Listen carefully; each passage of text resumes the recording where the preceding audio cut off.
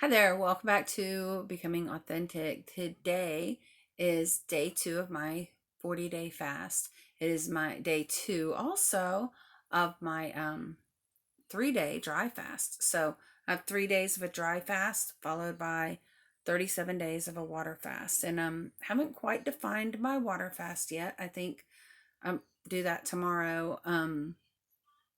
But for my dry fast, it's easy. No food, no drink. Um, that's it. Nothing.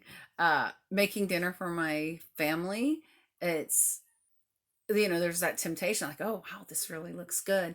And at one point I made Brussels sprouts tonight, and the way I handle that is I put a little Brussels sprout in my mouth to make sure it was um still firm but not over, soft enough and whatever. If you make Brussels sprouts, it's real easy to get past that point where this is now mushy and I don't like that. So I did taste it, but then I just tasted it and chewed it, made sure it was good, and I just spit it out into the trash. And the same with a little piece of chicken because I have a little baby here and I didn't want her to have something that was overspiced. I just took a little bite just to make sure it wasn't overspiced, and then I just spit it out into the trash so that I was still maintaining my fast. Um, anyway, so today, okay, I've gone, I think I don't know, it's probably 10 o'clock at night. I don't have a clock around here, but, and so it's been close to 48 hours since I've had anything by mouth. I've had toothpaste in my mouth. That's it. Um, and I feel really good. But that's not going to be most people's experience. I have a really slow metabolism. And so I can go prolonged period of times without eating and drinking. And that is actually why I think it's important for me to do the whole 40-day fast, because it's just too easy. I feel like I'm not really sacrificing to do, say, a 10-day or 14-day fast. I feel like I really want to sacrifice and have my needs met by God.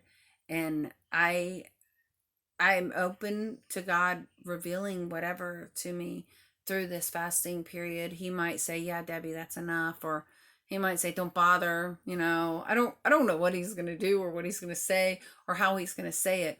But my goal through this fast is to come into a more authentic relationship with God. I want to be able to hear his voice. I want to be able to know, understand when you have a burden to pray for somebody. I hear people saying, "Oh, I just had a burden to pray for you." And I would like for those things to come into my head and trigger that. Sometimes I just feel like there's too much noise and chatter in my mind. Something I think that's really important during a fasting phase is, as you're trying to get closer to God and your spirit is, you're repenting and you're really dealing with things, that you need to make sure that you're not inviting other things, because where scripture says that you can cast out demons, you have this empty house, and that's a dangerous time because more will come in. And so I'm trying to make sure that I don't bring in negative things. And I just, over the past couple days, I realized how often I invite negative things into my world by allowing Hollywood media to entertain me, to kill my time, to take valuable time that I could be doing with other things away. And so I have a little bit of I love doctor shows. I don't know what it is because they're so not realistic. But I like doctor shows like Grey's Anatomy and with New Amsterdam. So I've watched these shows, and I kind of feel guilty when I'm watching them because really, um, well, with Grey's Anatomy, haven't watched New Amsterdam enough, but it's there's so much trash in it, and you kind of get drawn into the story and getting to know these people, but then you're just like, oh well, I'll just bypass all this trash. And I'm realizing how trashy it is, and I'm embarrassed that I have watched this or have allowed it to keep watching. Like, I have never watched an episode of Friends because I watched like a few minutes at one point. I'm like, ooh, gross. I don't want to watch this.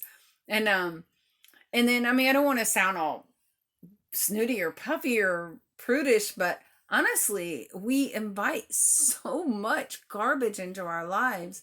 And so I'm really trying to not let that be the thing that's taking place. So my kids, I've told them, like, I don't know the lyrics to all this music you listen to. They usually listen to pretty decent music, but I'm like, we're gonna put positive praise music or something that I know is not going to be allowing these negative thoughts or lyrics or whatever into my world. We'll see how all that goes. Anyway, okay, so today's day two, and I'll do some reading of scripture between now and my next video, and try to come up with something to share with you that starts challenging the way that we interact with God.